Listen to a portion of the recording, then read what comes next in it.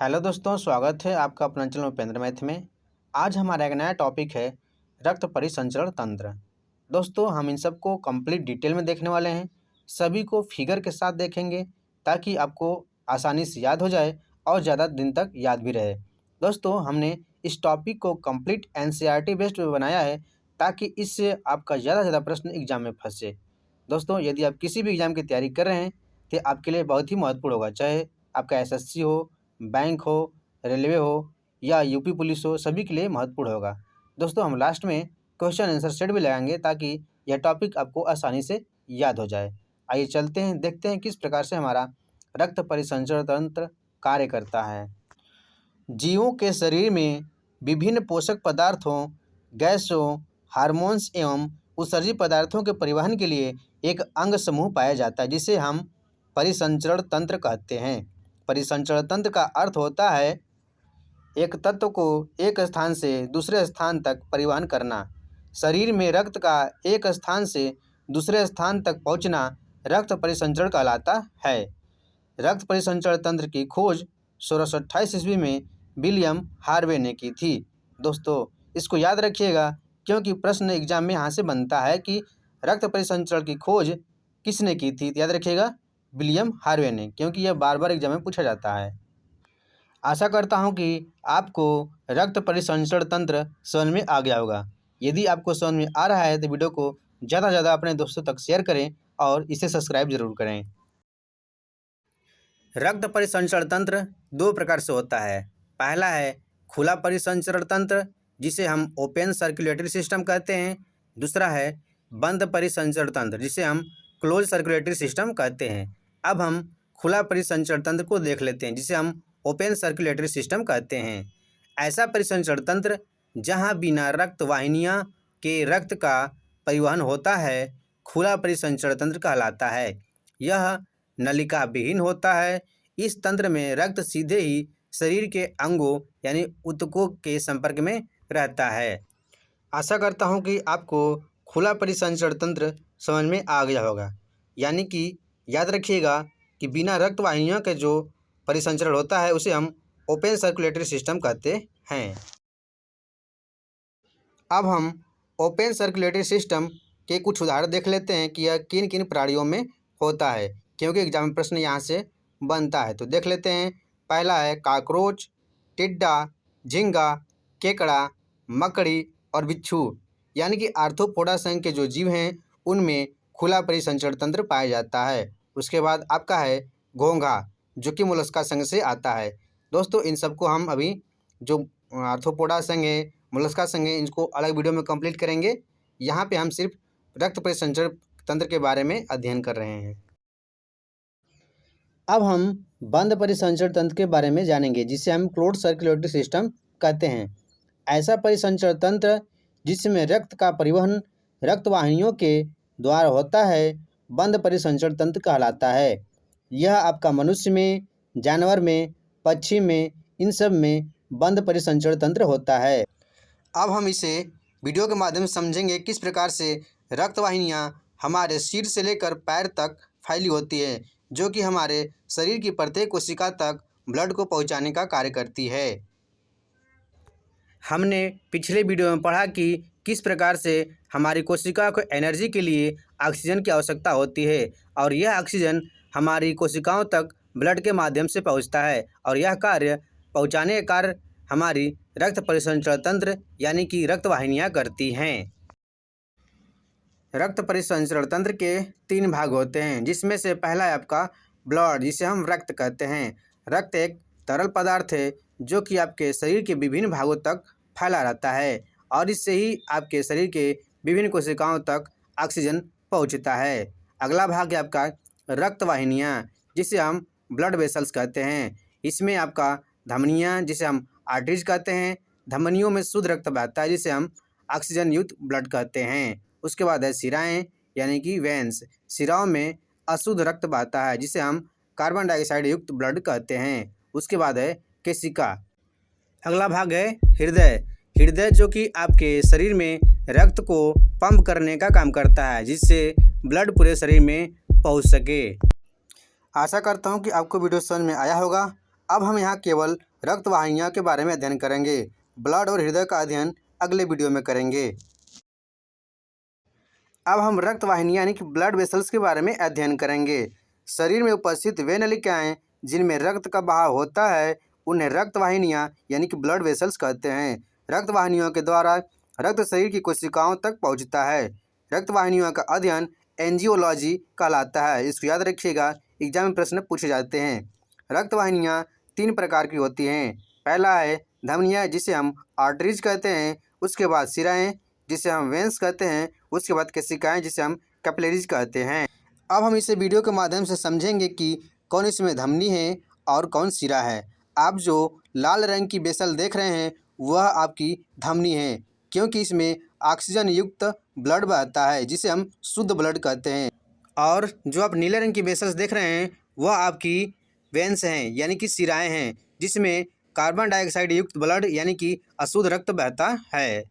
अब हम केशिकाएँ यानी कि कैपिलरी को समझते हैं। किस प्रकार से यह हमारे शरीर में फैली होती है और किस तरह से यह हमारी प्रत्येक कोशिकाओं तक ब्लड का प्रवाह करती है। इस वीडियो के माध्यम से आप समझ रहे होंगे कि किस प्रकार से हमारे सभी अंगों तक यानी कि कोशिकाओं तक रक्त का प्रवाह होता है।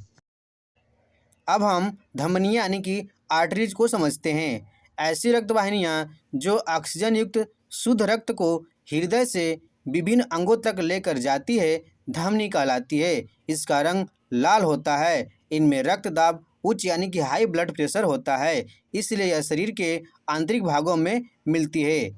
धमनियाँ 3 भागों में बटी होती है। महाधमनी जिसे अरोटा कहते हैं, धमनी जिसे आर्टरीज कहते हैं और छोटी धमनी में बटी होती है। आप देख रहे हैं किस प्रकार से यह फिगर में आपको दिखाई दे रहा है। अब हम पल्मोनरी आर्टरीज यानी कि फुफ्फुस धमनी के बारे में अध्ययन करते हैं। यह धमनियों का अपवाद होती है जिसे हम एक्सेप्शन कहते हैं, क्योंकि इसमें CO2 युक्त अशुद्ध रक्त प्रवाहित होता है। यह हृदय से अशुद्ध रक्त को फेफड़े तक लेकर जाती है। याद रखिएगा, यहाँ से एग्जाम में प्रश्न पूछे जाते हैं कि वह कौन सी धमनी है जिसमें अशुद्ध रक्त बहता है। तो याद रखिएगा पल्मोनरी धमनी जिसे हम फुफ्फुस धमनी कहते हैं। अब देखिए महाधमनी, यह शरीर की सबसे बड़ी धमनी होती है जो कि हृदय से शुद्ध रक्त को संपूर्ण शरीर में छोटी छोटी धमनियों के माध्यम से पहुंचाती है। फिगर के माध्यम से आप अरोटा और पल्मोनरी आर्टरी दोनों को देख सकते हैं। तो याद रखिएगा। आशा करता हूं कि आपको वीडियो समझ में आ गया होगा। अब हम शिराएँ यानी कि वेंस के बारे में समझते हैं। ऐसी रक्त वाहिनियाँ जो शरीर के विभिन्न अंगों से कार्बन डाइऑक्साइड युक्त अशुद्ध रक्त को हृदय तक लेकर आती हैं शिराएँ कहलाती हैं। इनका रंग नीला होता है। इनमें रक्त का प्रवाह बहुत ही धीमा होता है। इनमें कपाट यानी कि वाल्व पाए जाते हैं। अब हम पल्मोनरी वेंस यानी कि फुफ्फुसी शिरा को समझते हैं। शिराओं का यह अपवाद होती है क्योंकि इसमें ऑक्सीजन युक्त शुद्ध रक्त प्रवाहित होता है। यह फेफड़ों से शुद्ध रक्त को हृदय तक लाने का कार्य करती है। तो आप इसे भी याद रखिएगा कि वह कौन सी शिरा है जिसमें ऑक्सीजन युक्त ब्लड यानी कि शुद्ध रक्त प्रवाहित होता है। तो याद रखिएगा फुफ्फुसी शिरा। ठीक है। अब हम केशिकाएँ यानी कि कैपिलरीज के बारे में समझ लेते हैं। ये बहुत ही महीन रुधिर वाहिनियाँ होती हैं जो कि धमनियों को शिराओं से जोड़ती हैं। रक्त एवं ऊतकों के विभिन्न पदार्थों जैसे भोजन, कार्बन डाइऑक्साइड, ऑक्सीजन आदि का विसरण द्वारा आदान प्रदान इन्हीं रुधिर केशिकाओं के द्वारा होता है। अब हम केशिकाएँ यानी कि कैपिलरीज को वीडियो के माध्यम से समझेंगे कि किस प्रकार से हमारे पूरे शरीर में विभिन्न कोशिकाओं तक फैली होती है और उनके विभिन्न कोशिकाओं तक जैसे भोजन, कार्बन डाइऑक्साइड और ऑक्सीजन का विसरण द्वारा आदान प्रदान कराती है। अब हम शिरा व धमनी में अंतर को समझ लेते हैं। शिराएँ ये अंगों ऊतकों से रक्त को हृदय की ओर ले जाती हैं। इसमें अशुद्ध रक्त होता है। इसका व्यास बड़ा होता है। इनकी दीवार पतली व लोचदार होती है। ये प्रायः अंगों के बाहर की ओर स्थित होती है। ये नीले बैंगनी रंग की होती है। इसमें कपाट पाए जाते हैं। इसमें रक्त के बहने की गति धीमी होती है। याद रखिएगा इन सब से प्रश्न एग्जाम में पूछे जाते हैं। अब हम धमनी को समझते हैं। पहला है, ये रक्त को हृदय से अंगों की ओर ले जाती है। दूसरा है, इसमें शुद्ध रक्त होता है। तीसरा, इसका व्यास कम होता है। इनकी दीवारें मोटी, लचीली व पेशी होती है। पांचवा है, ये प्रायः अंगों के अंदर की ओर स्थित होती है। ये लाल रंग की होती है। इनमें कपाट नहीं पाए जाते हैं। और लास्ट है, इनमें रक्त अत्यधिक दाब व तेजी के साथ बहता है। दोस्तों याद रखिएगा, आज का हमारा ये टॉपिक कंप्लीट हुआ। अब हम चलते हैं अपने क्वेश्चन आंसर सेट की तरफ। यदि आपको वीडियो पसंद आ रहा है तो वीडियो को ज़्यादा से ज़्यादा लाइक और अपने दोस्तों तक शेयर करें, ताकि वो भी वीडियो का लाभ ले सकें, और चैनल को सब्सक्राइब जरूर करें। तो चलते हैं अपने प्रीवियस ईयर क्वेश्चन सेट की ओर, देखते हैं किस प्रकार से एग्जाम प्रश्न बनते हैं। हमारा पहला प्रश्न है, परिसंचरण तंत्र की खोज किसने की? याद रखिएगा, परिसंचरण तंत्र की खोज विलियम हार्वे ने की थी, यानी कि ऑप्शन बी हो जाएगा इस प्रश्न का उत्तर। अगला प्रश्न है, धमनी और शिरा के बीच के संबंध को डैश के रूप में जाना जाता है। तो इस प्रश्न का उत्तर हो जाएगा ऑप्शन नंबर ए, केशिका के रूप में जाना जाता है। अगला प्रश्न है, निम्नलिखित में से कौन सी धमनी अशुद्ध रक्त ले जाती है? तो वह आपके हो जाएगी फुफ्फुसी धमनी, यानी कि ऑप्शन ए।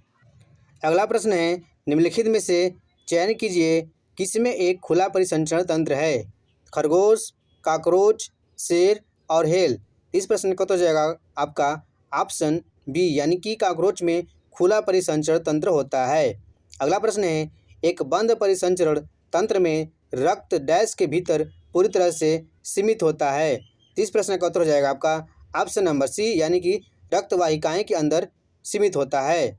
अगला प्रश्न है, निम्नलिखित में से कौन सा परिसंचरण तंत्र का हिस्सा नहीं है? तो याद रखिएगा, इस प्रश्न का उत्तर हो जाएगा आपका ऑप्शन नंबर बी, बीली। बीली आपका परिसंचरण तंत्र का हिस्सा नहीं है। अगला प्रश्न है, किस रक्त वाहिनियों का व्यास सबसे छोटा होता है? ऑप्शन ए है केशिका, बी है धमनी, सी है शिरा और डी है लसिका। तो इस प्रश्न का उत्तर हो जाएगा ऑप्शन ए, यानी कि केशिका का व्यास सबसे छोटा होता है। अगला प्रश्न है, हृदय से रक्त को शरीर के विभिन्न भागों में ले जाने वाली रक्तवाहिकाओं को डैश कहा जाता है? तो उसे हम क्या कहते हैं? उसे हम धमनी कहते हैं, यानी कि इस प्रश्न का उत्तर आपका ऑप्शन ए होगा। अगला प्रश्न है, शरीर की सबसे बड़ी धमनी कौन सी है? ऑप्शन ए महाधमनी, बी फुफ्फुसी धमनी, सी हृदय धमनियाँ और डी फुफ्फुसी शिराएँ। इस प्रश्न का भी उत्तर आपका हो जाएगा ऑप्शन नंबर ए, यानी कि महाधमनी सबसे बड़ी धमनी है। तो दोस्तों आज का हमारा वीडियो कंप्लीट हुआ। आशा करता हूँ कि आपको वीडियो अच्छी लगी होगी। यदि वीडियो अच्छी लगी है तो वीडियो को लाइक, शेयर और चैनल को सब्सक्राइब जरूर करें, और अपने दोस्तों को बताएं ताकि वो भी इस वीडियो का लाभ ले सकें। तो आज के लिए धन्यवाद।